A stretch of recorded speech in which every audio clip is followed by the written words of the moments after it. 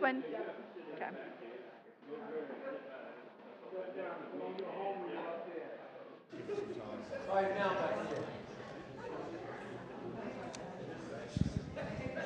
There we go. All right, everybody, come on in. We're getting started. Thank you, thank you. Okay, there we go. I probably don't need the microphone for the room here, but I know that the presentation's being recorded, so I'll go ahead and use that just to make sure that the sound goes through. Good evening, everybody. Welcome to our Parks and Recreation Master Plan kickoff meeting. I'm Beth Powell. I'm the Parks, Recreation, and Conservation Director for Indian River County, and some of you may have recognized me from doing conservation presentations over many different years here and managing the North Sebastian Conservation Area and Sebastian Harbor Conservation Area right here in the city of Sebastian. One of my favorite places. I will not tell you that is my favorite conservation area, but it might be. So we love coming up to the city and talking to the residents. You guys are always so engaged with us. You have great input, and so we're really happy to be here tonight. I'll introduce our team, a lot of which have come up. So Gustavo Vergara is our Assistant Director. We have Joe Telton, who is our recreation manager and also managing a lot of our capital projects. So we have Dave Smith, who's our aquatics facilities manager. He manages both the Gifford Aquatic Center as well as the North County Pool and the staff that are at both of those facilities. And Marie is a staff assistant, so you might be hearing from her or getting emails from her on my behalf. She's the newest member of our team, and we're so glad to have her. Brad Doosan is our park superintendent. He works at the office on 77th Street, basically in Winter Beach area. You'll see him frequently in our county parks. And Elaine Caro is our marketing and event coordinator. We have the best team, I think, that we've ever had. I've been with the county for over 23 years, and I could not be more proud and happy with the group of people that we have here to serve all of the residents of Indian River County. So thank you. So tonight, we would love for you to sign in, and you can do that either on the piece of paper, old-fashioned way, or you can capture this QR code and scan in. It will give us your contact information so that we can reach out to you throughout this entire process. The master plan is being conducted through a consultant called Pros Consulting, and then they have a couple other consultants that are working alongside of them. They have a lot of experience and expertise, not only in the state of Florida, but throughout the U.S., completing master plans. What's interesting about this master plan is it's the first master plan of its kind for Indian River County, which always makes us go, wow, we haven't done that before, but we have not done this before. So we're very excited about the information that we're going to gather and then how that information will put together a vision for us for the next 10 years when it comes to parks, recreation, and conservation in Indian River County. So everybody got the QR code? Has it worked? Are we good? Fabulous. That's awesome. And I can always come back to it if you need it later. We also have a piece of paper passing around as well. Yep. So either way is just fine. Miss Marie, if you see Miss Marie, she'll bring you the sign-in sheet. So what is it that we're looking to achieve through the master plan? And again, this is county-wide, so it's for the entire county. But we're looking to find a plan and create a plan that is something that we can, that's not going to sit on a bookshelf, but something that we can actually take action with and implement over a period of time. So that's one of the major reasons and goals that we have. And we do that by collecting information and data of our existing facilities. We look at our existing demographics, the people that live in our community, the people that visit and play, recreate, or need the services that we're going to be offered. And then we're not only looking at that information now, but projecting what will or may occur within the next 10 years so that we can start to plan for that type of growth. We're looking for a strategy that will be suitable for the entire community. So where do we have gaps? Where are there needs? Where do we have maybe too much of one thing but not enough of another? And as a city, you all know and go through the same processes that we'll be going through, but we're going to be doing it for the whole county. That's the only difference there. Using data, and we're so blessed to have so much data now. I mean, maybe too much data, right? Marketing data, demographics. Data is literally walking around with us every single day. So the consultants will be using the data to find out who lives here, who's likely to move here, and then who's visiting here, so that we can also maximize our recreational facilities to help with economic input, whether through tourism or recruiting or encouraging people to come and visit our area.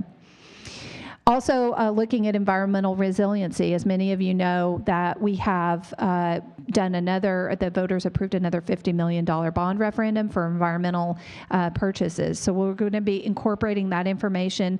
Our conservation division is a part of our department, so we'll be looking at that as well, and that data will be incorporated, because green space is a really important part of our quality of life and how we live in our community. And I can tell you myself personally, it's one of the reasons that I moved here, and I don't think it's something that we as residents want to lose.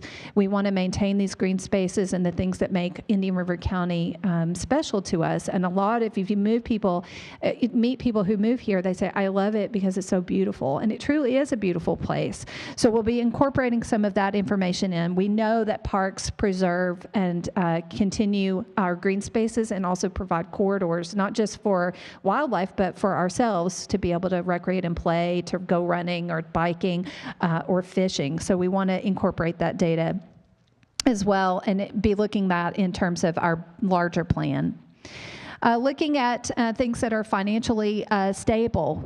What can we sustain over a long period of time? It's great if you have the impetus to be able to build something, but can you maintain that and sustain that over a period of time? Not just financially from being able to maintain, for instance, a facility, but you also want to maintain the use over a period of time so that it's a good investment. Developing a dynamic and realistic strategic action plan. The action plan is something that we will use as staff that gives us the next step forward so that we can implement a plan. We use a capital improvement element of the comprehensive plan to plan how we're going to fund things, but this plan is going to give us a strategy by which we can start enacting that. We've been doing, I think, a great job of doing our capital improvement projects, but in some ways we've done that a little bit blindly, like, we're responding to maybe more immediate needs and not having the vision that we need to be able to plan for something 5 years, 6 years, 7 years out. So we'll be using this plan. It's something that we're going to use regularly and that we're going to be referring to. And you should be able to see and monument the action over a period of time based on how the plan is developed, and then be able to see those actions being lined up with implementation. So again, this is a 10-year master plan. We're going to be linking our programs, services, and capital investments to community needs. So assessing the community for what kinds of things you anticipate or that we need now. We'll be looking at the integration of conservation as a recreation element, albeit it's going to be passive recreation, but there's so much value there. You can hike, you can bike. Some of our areas like North Sebastian, you can go horseback riding on. Those are still recreational elements that we want to acknowledge and incorporate into the plan. It'll also be coordinating with our county comprehensive plan, which happens to be in the middle of an update right now. So the timing is very good. There's a little cart and horse going back and forth, but it's okay. I think everything will equalize over the next year. And then also helps us to account for our partnerships. There are times when it makes sense for us to partner with other agencies or nonprofit organizations to maximize either the use of a facility and or the services that are provided, sometimes better through a nonprofit organization than directly from county staff. So all of that will be taken into consideration when they're looking at the information. So introducing our team, I've kind of already done that. We have a couple people that are on our list here that are not with us tonight. But all of these people, again, we have the most amazing team of people together. You are more than welcome to take a picture of this. And if you want to reach out to any particular person, please feel free. Our phones and emails are always open, and we're always eager and willing to take any kind of comment that you might have. Also, if you know something of a facility that we need to be aware of, you're our eyes and ears in the community. And so oftentimes you may be seeing or frequenting a conservation area or a park or facility that we haven't been able to see some issue or problem. And we certainly want you to reach out to us. And I can tell you, Brad is one of the most responsive people that I've ever known. As soon as there's a problem, I have a solution within a very short period of time. So I think we pride ourselves in taking good care of our parks and recreation facilities, and we really appreciate it when people let us know if there are issues. The consultant team, who's not here with us tonight, but will be actively engaging the community over the next 9 months or so, include Pros Consulting, and we have two main people, but Brian Trustee is the main person that you'll be hearing from and who will be available for our public meetings and other assessments that we're doing over a period of time.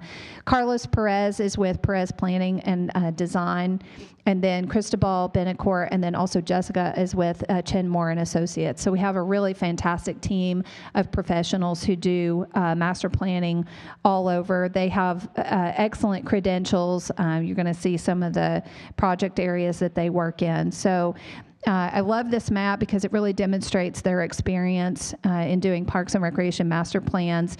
And so you can see that they have over 400 in the United States and over 55 that they've completed within the state of Florida.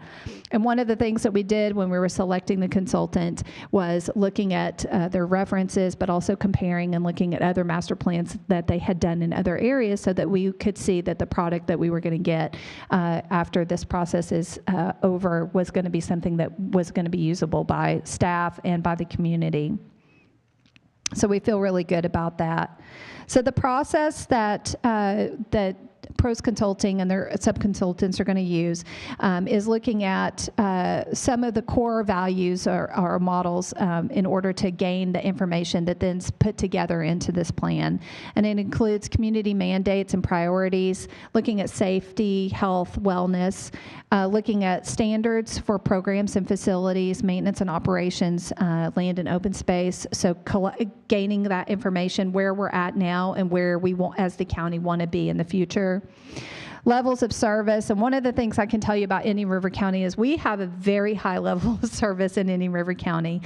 We have a lot of expectations of ourselves to provide the best level of service. If you go onto our ball fields or you go to our parks, we're always striving to do better and to maintain those, and that can be through community partnerships.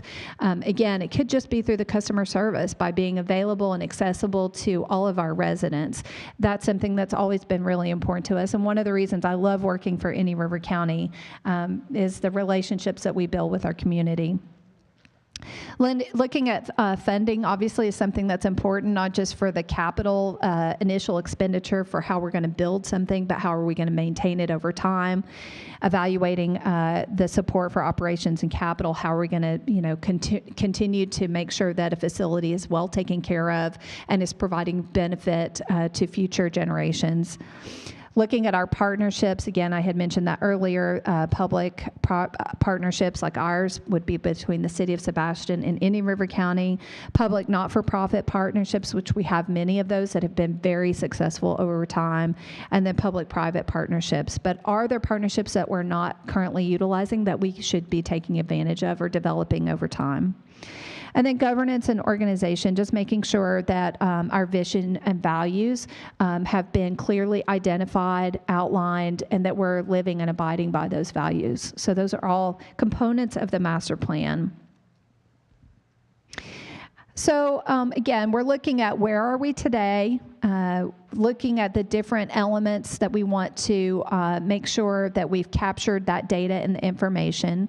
And then most importantly, where are we going tomorrow? And then how are we going to get there? Those are all the steps for the master plan. Again, a tool that we're going to be using so that we can make sure that we're implementing the vision of both the community, of staff, and the Board of County Commissioners. As the master plan is adopted, then we can actually move from one step to the next in building that vision out. And then at the end of the 10 years, hopefully at year 9, we're going to be looking to do another 10-year master plan so that we can see where we're going to go from there.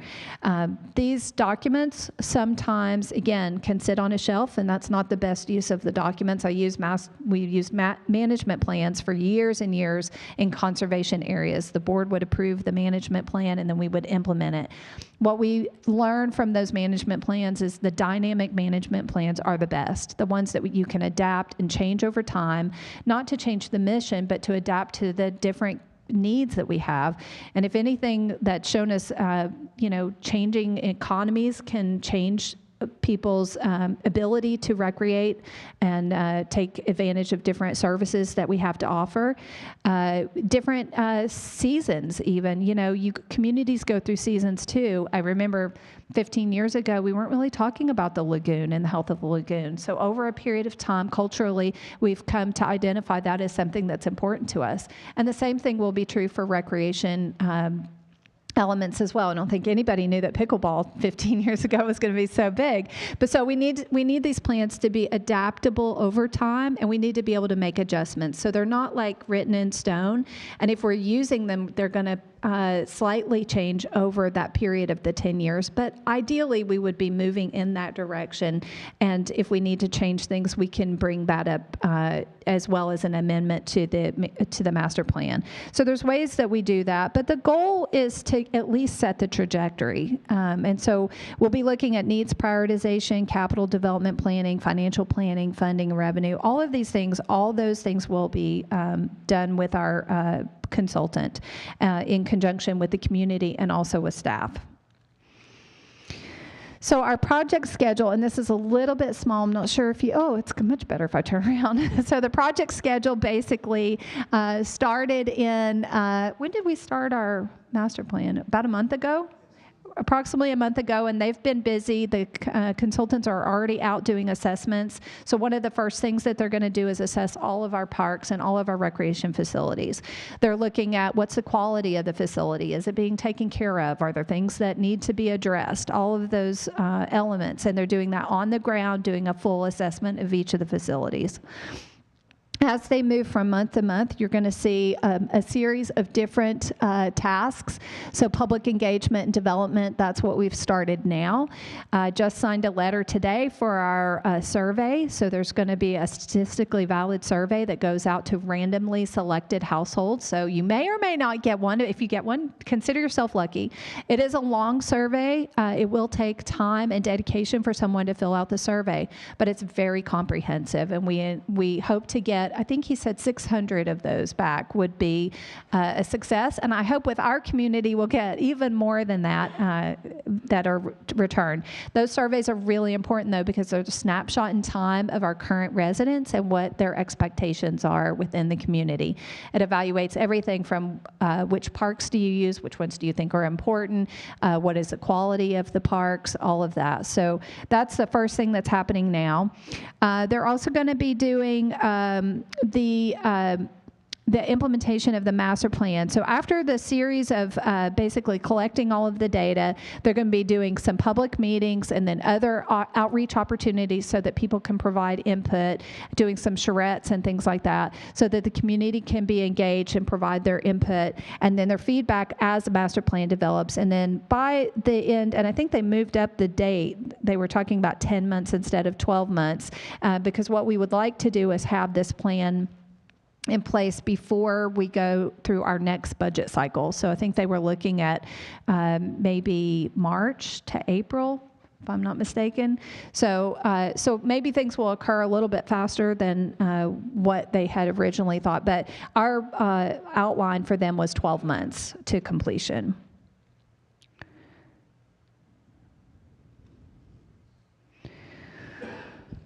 So so this just gives you more information about online and paper surveys will be completed, community meetings, focus group sessions, pop-ups, meets and greets, and then, of course, receiving information during our regular office hours.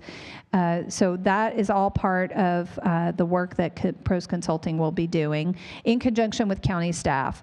And the paper survey is the very first one that's going to be kicked off. And some of the things that the consultants pride themselves in, each consulting company has a different approach to how they're going to obtain the information, connect with the community, and then provide the final master plan or product.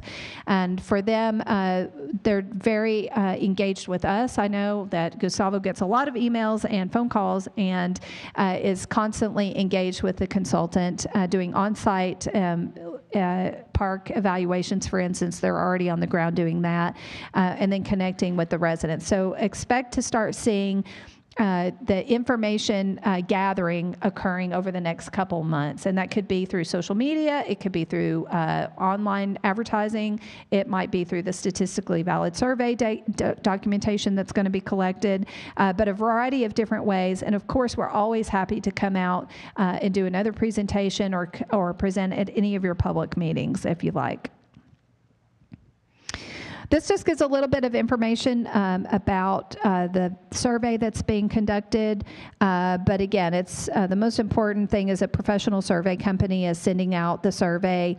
It's important that the survey is done in a random method so that it's collecting the information from all the different families and households. And it's going to be, you can respond through the website, or you can do it on the returning the paper survey. And they're looking for 25 to 35% return.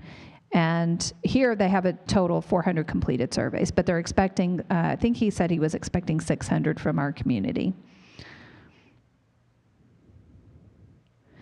So this gives you an opportunity, and we'll give it a shot and see if it works, but this gets us an opportunity to see what things are important to you. So let's try the QR code. We all learned how to use QR codes in COVID, didn't we? If you wanted to eat out at some point, you had to use a QR code. Okay, so that one's just taken us to Menti.com. Okay, so if now that I've selected the next slide, it's going to give you the opportunity to answer this question. 10 years from today, look back and list 3 things that have occurred that indicate this planning effort was a success. And here you're just going to put in your answers. You can put in up to 3 answers.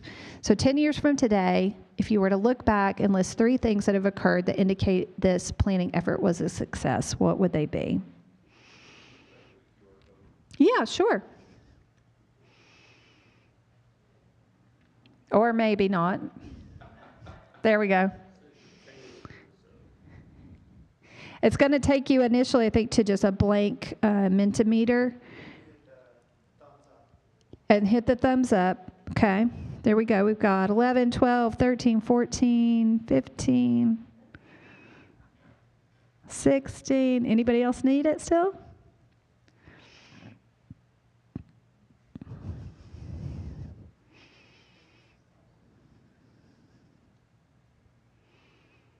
Oh, that one's the best. How did we miss this one? Oh, that's... So this one's coming up. What are the 3 best things about your existing parks and recreation system? And I know Brian won't mind if you include City of Sebastian parks, because you guys have a great park system. I've always been so proud of coming into the city, and there's so many great things about your parks that are really beneficial to the residents.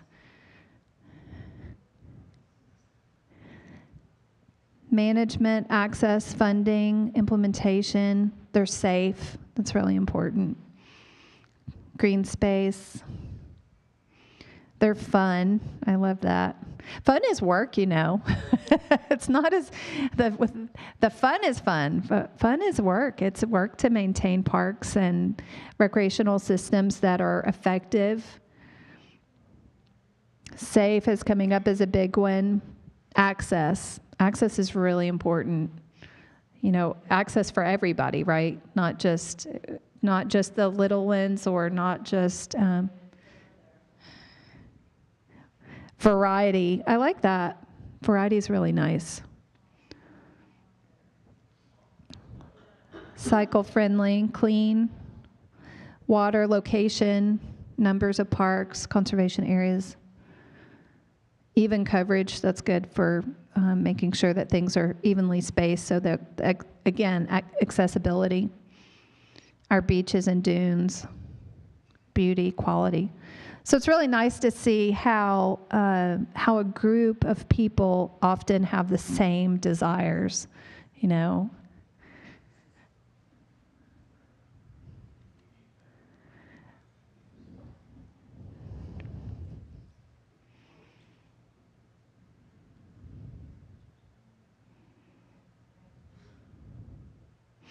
Okay, the next one, did it pop up? Let's see.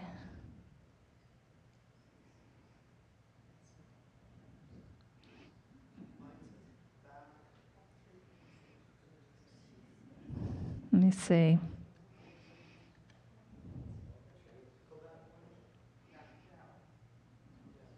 Which one do you have?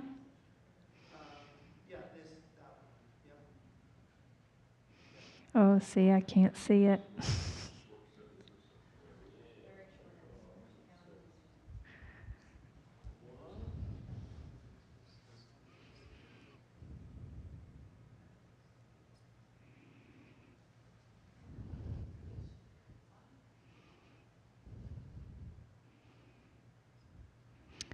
So these do you think these are the responses from the last one, or are you able to put your new ones in? Oh, you're able to put them in? Okay.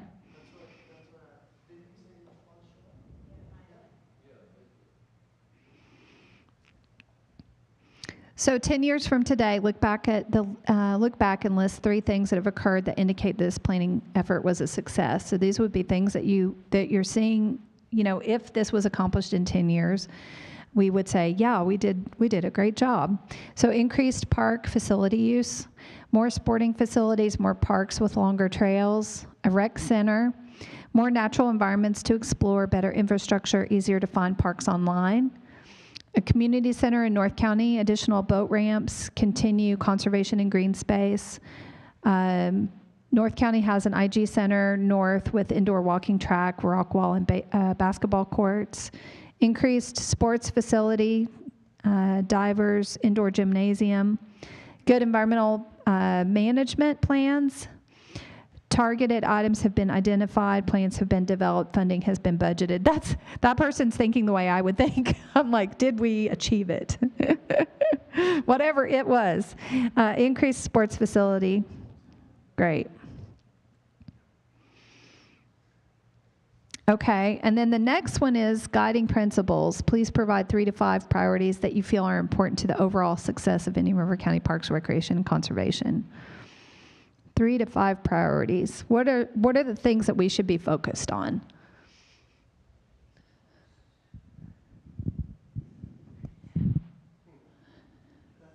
Mm-hmm.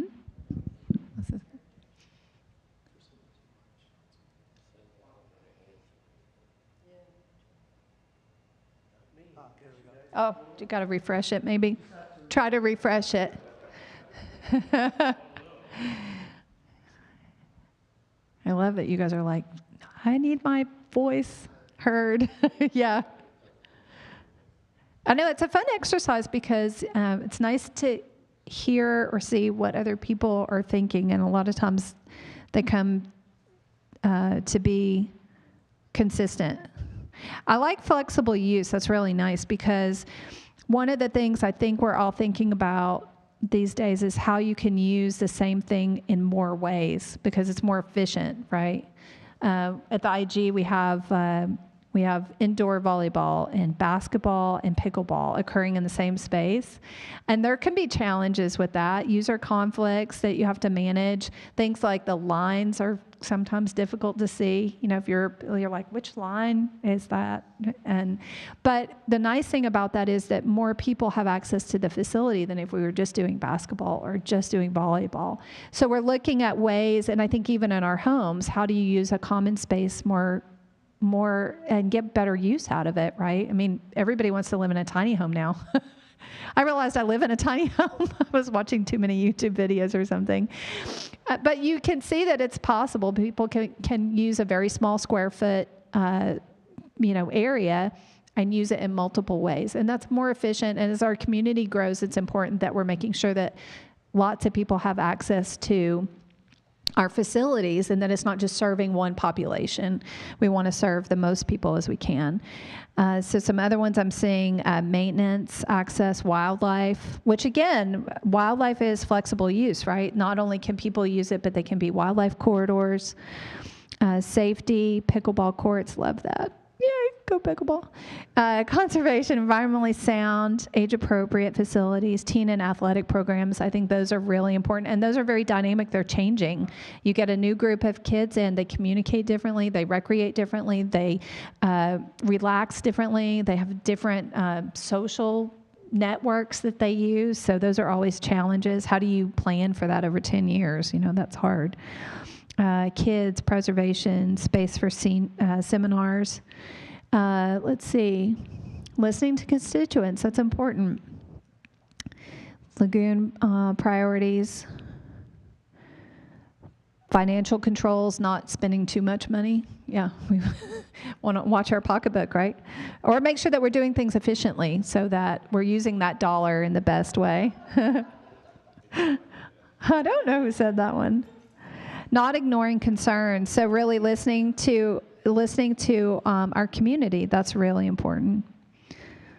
Thank you, guys. And all of this information gets sent back to our consultant, so they will have all of this, and it's captured so that we incorporate this input into the master plan. And I think that's it. Yeah. So now is a great time to just open it up and listen to you. You've taken the time to come out tonight, and we really appreciate you being here. We brought you some goodies, too. I told Gustavo, I said, we have to take presents. We don't get to see you guys enough. So we brought you some presents, so feel free to come up and get some presents. But what are some of the things that you guys are thinking about? Yes, she has. Yes.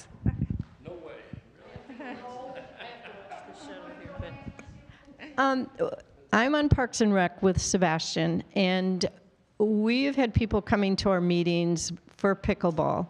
And so I'm hoping that they look at putting pickleball courts out in the county, out in our direction, because we are not just getting city people using our courts, which are full all the time, but we're getting VLE.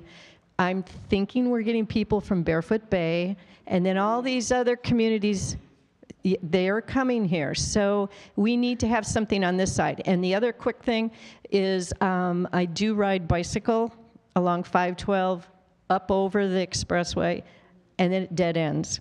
We need to expand that bike trail out to Fellsmere. And when you're on that bike trail, it's wide, and it's not bikers. There's people that are jogging. I've seen people in scooters, mothers walking children in strollers. So I think it would be a real benefit if we could expand it out, because it's a great trail.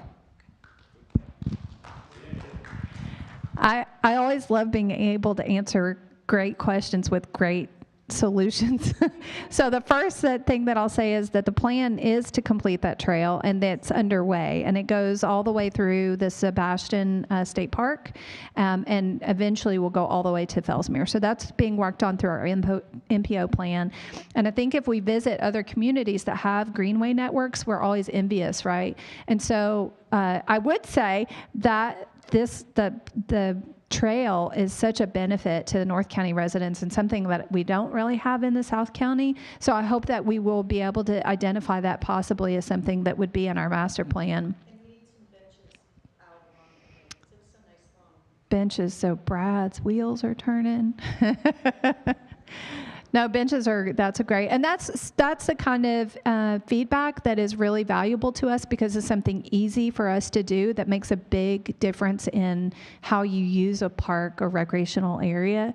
So that's like, I'm like, well, we can take care of that. That's no problem. So thank you for that. So I'm really excited to let you know that that is coming. I know that they've been working with the state park to get the easement and the right of way through the state park, and there was some mitigation I think that they had to do, but that is coming.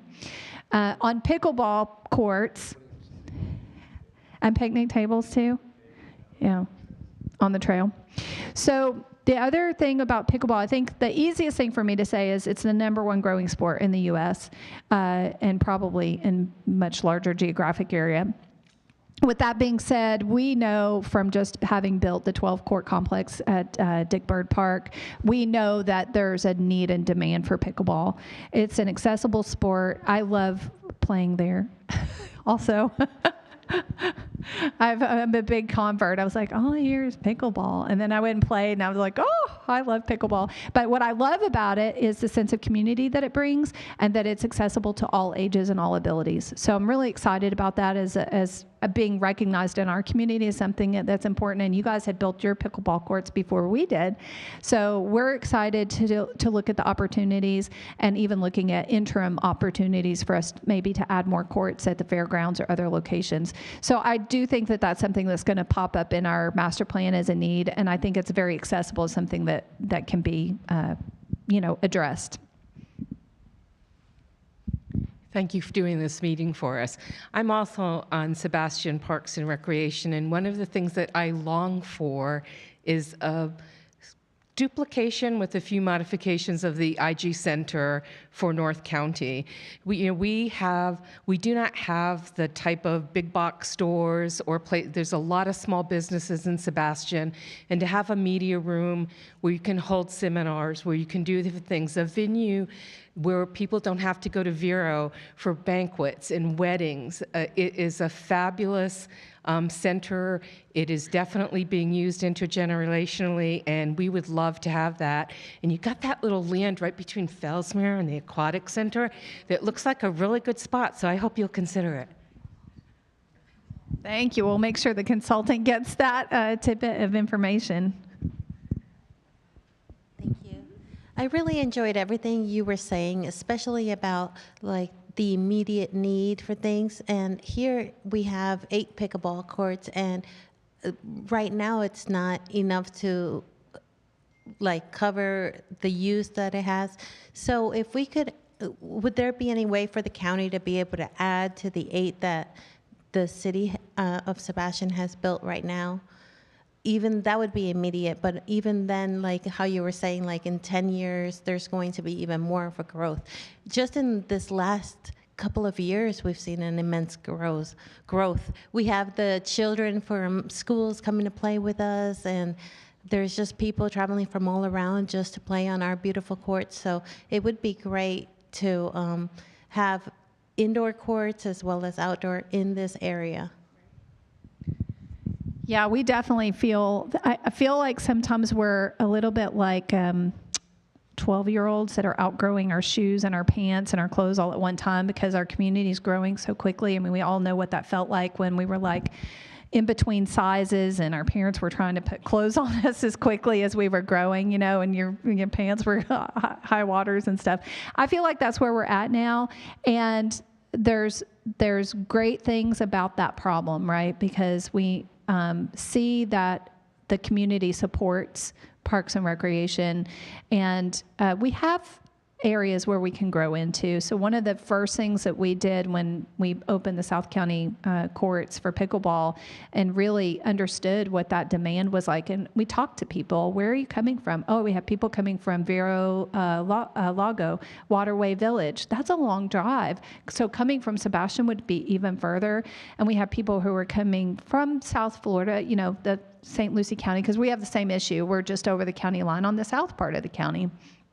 But what we started looking for right away were what are things that we can do. So we had some people come out and play inside the fairgrounds building, because my brain was like, oh, well, that's not being used Monday through Friday. And so what we found was the floors are not really suitable for that, but we're going to look at doing a surface on the outdoor expo, which isn't too far from you guys, but it might alleviate some of the pressure that you're receiving, especially from the Winter Beach area. If people are able to play right in Winter Beach, it would relieve some of the pressure from the Sebastian courts. There's also one court, it's top secret, don't tell anybody. There's one court at Wabasso Park, West Wabasso Park, which is a beautiful, recently resurfaced court, and that's where we were playing all the time. But there is one court there. If you find yourself in a pickle and you want to play, you can go to Wabasso Park, which is just for the south city of Sebastian residents, isn't too far. But we will be looking at any opportunities that we have to be able to relieve that pressure and kind of get, something in the meantime. So. Pickleball is more like a community, like where everybody wants to play together. It's not about having separate courts in different locations, and that's going to work. They, like people from all different areas, generations, and pathways, they all want to meet together and play. Yeah, I totally agree with that. And also, if you look around at all the parks, this park, the one that's being played on, is pickleball. It's not the basketball courts or the baseball or anything like that. This is what's being used by most of the members in the community. So it would be great to have more. Okay. I definitely see that that's going to be something that's going to be raised as a need in the community without any question. I'm also on the Sebastian Park and Rec Advisory. One of the concerns of some of the tennis players in this area, and I noticed in your presentation how multiple use things.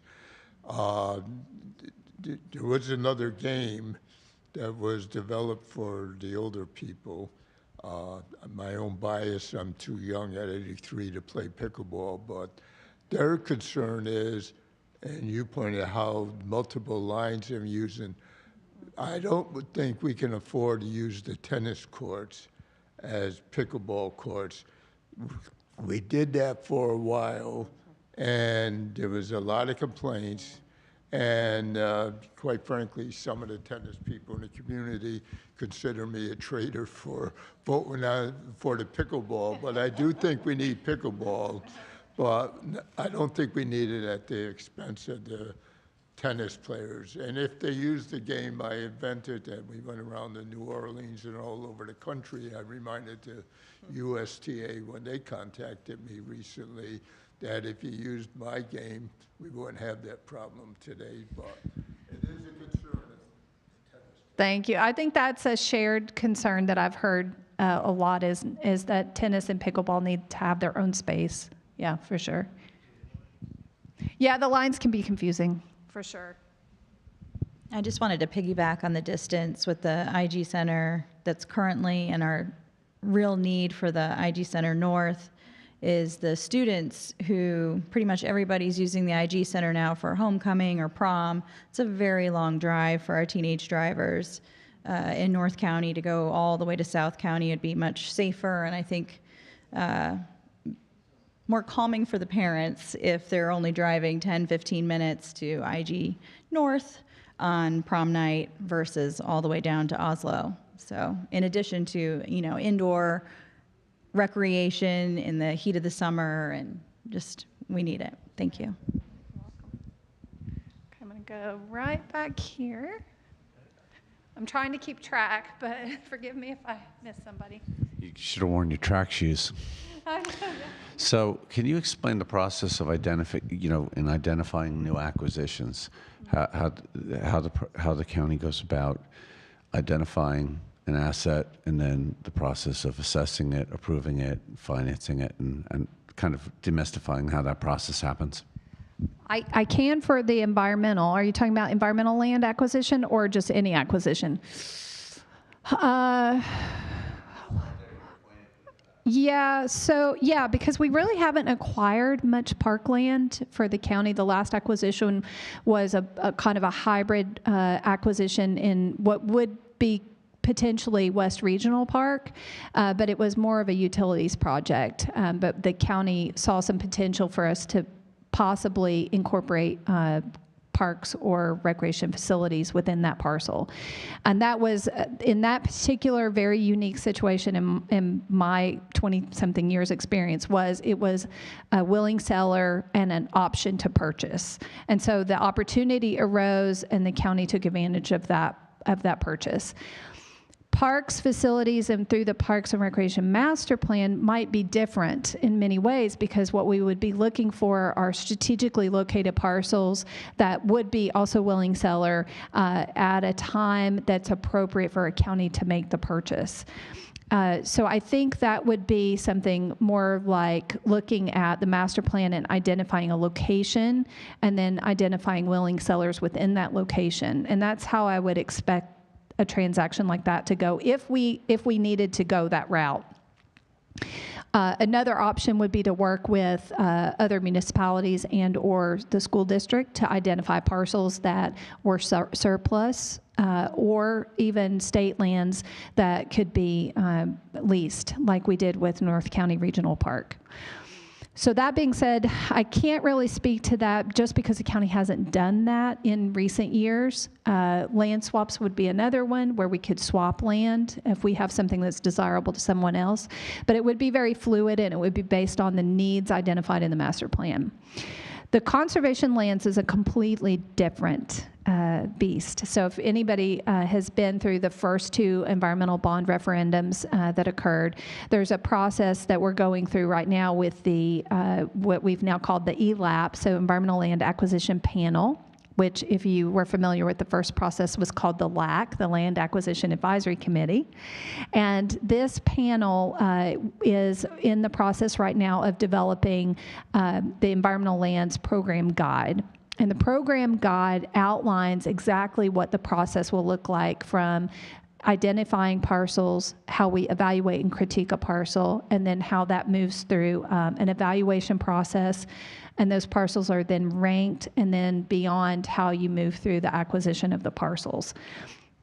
In that situation, we have the bond funds that will be issued most likely in two tranches. So you have probably a $25 million tranche, and then 3 years after that, another $25 million based on how the acquisitions are going.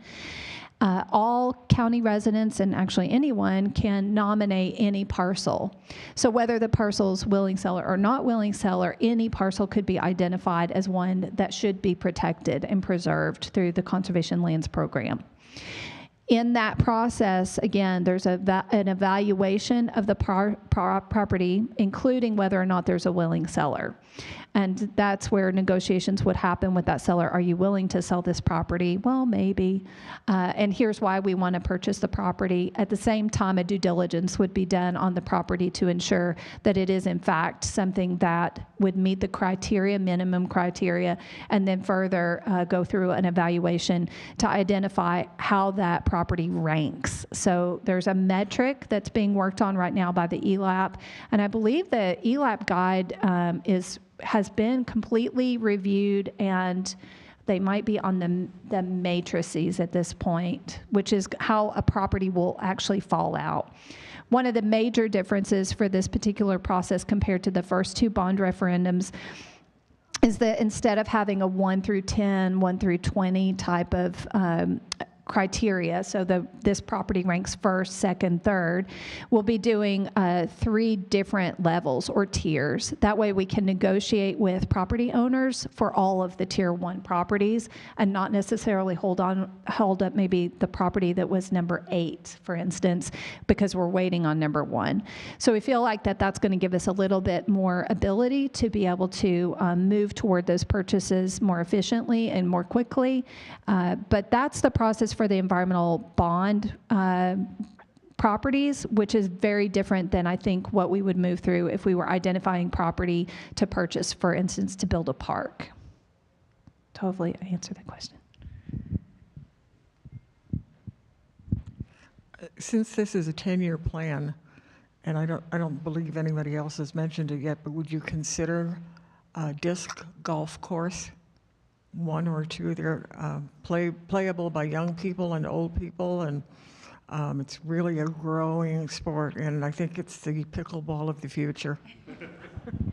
Thank you. Well, I'm happy to announce, I love, again, good answers. So we have a really nice disc golf course at Kiwanis Hobart Park, located on 77th Street. We have a great partnership with, and Brad, you'll have to help me, Treasure Coast Disc Golf Club. And we also have been prepping a natural area next to the Intergenerational Center for another disc golf course. I think that one can only be 9 holes, but the one at Kiwanis is 12, right? 18, I'm sorry, 18. In the north part of the county, that's definitely something that we could look at for sure. Yeah, absolutely. I'm going to go to him. On the advertisement for this meeting, it mentioned an opportunity to be able to join a focus group. Okay. And I was wondering about that. Sure, we'd absolutely love if you have an interest, and especially if you have a particular interest, if you'll let us know what that is. Otherwise, if you just want to be in the focus group, maybe for North County, what we can do is collect your name and information and get that back to the consultant. The survey that is going to be mailed out, how is that going to be given? Is it like randomly, or, and then just knowing people, you want to get them back, and we were just talking about long surveys. Some of them won't, so maybe some kind of incentive. I don't know what, but you want to get back as many as you can, so maybe a drawing or something. I actually mentioned that to the consultant. He's like, then it won't be statistically valid. But there'll be other opportunities for input, and we can do that through a number of different ways, but we can send those out through social media. We also, during the other work groups that we have, providing your input is always something we welcome. And if you have direct input, you can always Gustavo, can they email Pros Consulting if they have a feedback or input? Because I remember at one of the, well, actually it was on the survey. They said call if you have any questions, or email if you have questions. So, well, I'll put the contact information back up. You're welcome to email us, and we're happy to forward anything on to Pros Consulting as well. There's also going to be a non-statistically valid survey. I think they're working on through social media survey. Yeah, one of the videos that, yeah, one of the pictures that came up, they had a QR code, and that's where we'd be putting those in our parks and other locations so people can take a separate survey. But it's different than the one that's being mailed to all the homes. I wonder if you could tell us how much parkland is currently available for development, and how much would be located in the North County, because I think that's what most of the people here would like to see, some more development of parkland in the North County.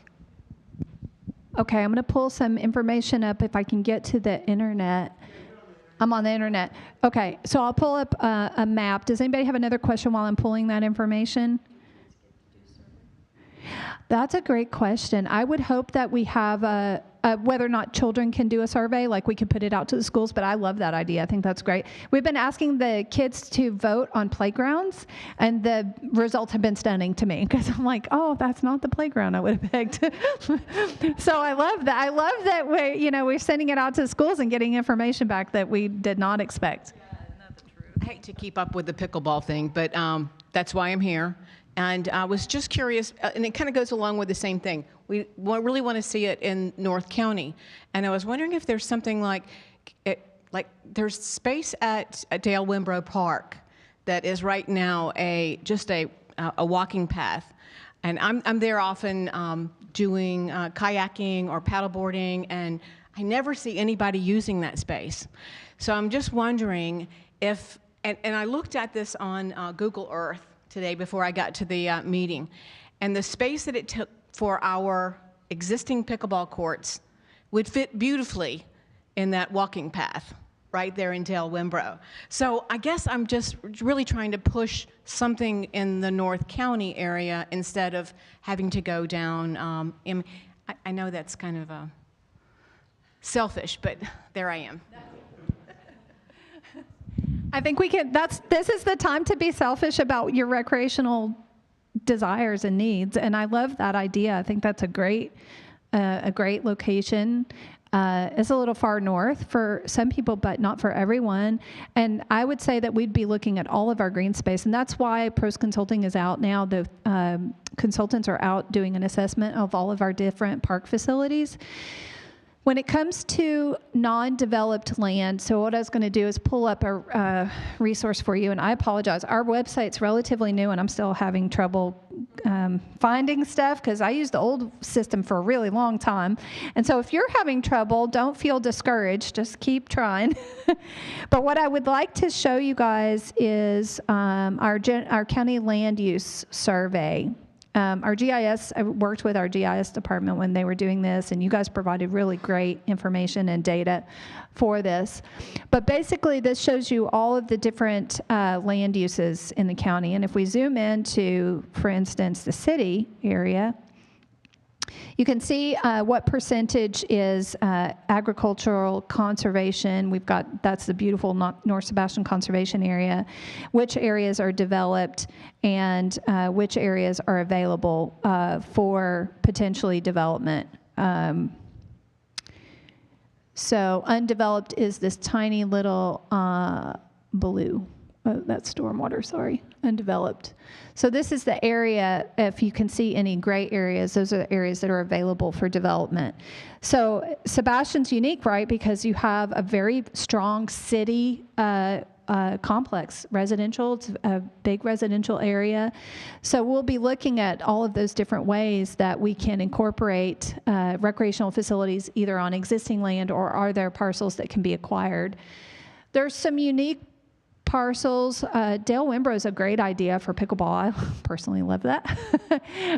But we will also have to assess the community for what other needs that they see as well. But we also have Cypress Bend Community Preserve. So Cypress Bend was a unique purchase for the county. It's 59 acres located on Roseland Road. I believe it's technically outside of the city limits, but it's within city reach, if you will. And Cypress Bend was historically a grove operation, but it preserved really important habitat along the St. Sebastian River. So one of the options for that parcel and one of the identified plans for that parcel is some more active recreation, not necessarily active with, for instance, ball fields, but perhaps a playground and an open green space was identified. So that's another parcel. Aside from the properties that we have already developed, I'm not sure that we have a lot of vacant land. VLE is in our capital improvement element that we've provided to the county administrator as developing a neighborhood park in that area. But the great thing about the Parks and Recreation Master Plan is it's going to tell us what we have, how many residents and what users we have and what we need. And so we're really going to be able to move forward with some vision on that. And I really do expect that we're going to see things like more pickleball. We might see more basketball. We might see more tennis. There's sports that are being developed right now that I'm just learning about myself. They may say we need more indoor facilities versus outdoor facilities. We need more lit facilities. Lighting gives us a lot more playability over a longer period of time, especially in the summer when it's cooler. So all of that data will be things that the consultant is going to be providing us, and then we can really start to hone in. And then you'll have the data also for those public input meetings where you're going to be getting that information as well, so that you'll be able to make informed choices about what is more important to you. And the consultant has some really good charrettes that they plan to do where you're going to have so many, I think they did so many dollars, is that what they were doing? And you got to put a dollar on what you think is most important. And those exercises are really good because we all want everything. But we can't always have everything, either there's limited space or money or maybe even just population, for certain uses. So those, I think, are going to be really exciting. I hope to see all of you there when we do that, because it's going to be great. You guys have great input already, and we don't even have the data quite yet. So, Bob, anything? No, he's good. Thank you guys so much for your time tonight, and we really appreciate you coming out. And again, I'm going to put our phone numbers and contact information up. If something comes to you after tonight's meeting, feel free to, yeah, of course. If something comes up that you think about, just feel free to shoot us an email. We're happy to receive that and then forward it on to the consultant. And I would like to thank Brian for having us tonight. Sorry, I want to give everybody else a chance to speak first. But I just want to thank you all for taking the time to come up here and introduce this to our residents. It's an important part of our community. And I want to thank Commissioner Flesher for his support and getting this up here as well, and all of your staff, and recognize our mayor and our city council for being here as well. And just showing that it's an important part of Sebastian and within the county that we want to see additional recreation opportunities up here. And our community survey that was done 18 to 24 months ago showed that in Sebastian specifically, some of the main priorities are our parks, recreation, water resources, and it's a very important part of our residents' lives up here and quality of life. So we just appreciate you all coming up here. I will mention one thing. I know people have spoken about pickleball. And the high school students, they've came to a recent Parks and Recreation Advisory Committee meeting. They have a large group at the high school that's very interested, and I suggested they continue to stay involved and get involved in local government in the process. But they were unable to come tonight due to prior commitments, so they wanted to ask that I share that they are interested in pickleball courts as well. I know the community center is another big ticket item that we're looking at a need for here in the North County, and one that I haven't heard yet that I just want to make sure is on the record are additional boat ramps. I know that space is tight along the waterfront, but if there's any areas that are open space areas or opportunities within the county, just for additional boat ramps would be a big one for not only the North County area, but the entire county. I know there's very few boat ramps in the area. But once again, just thank y'all. We appreciate it, and we look forward to working with y'all as we go forward.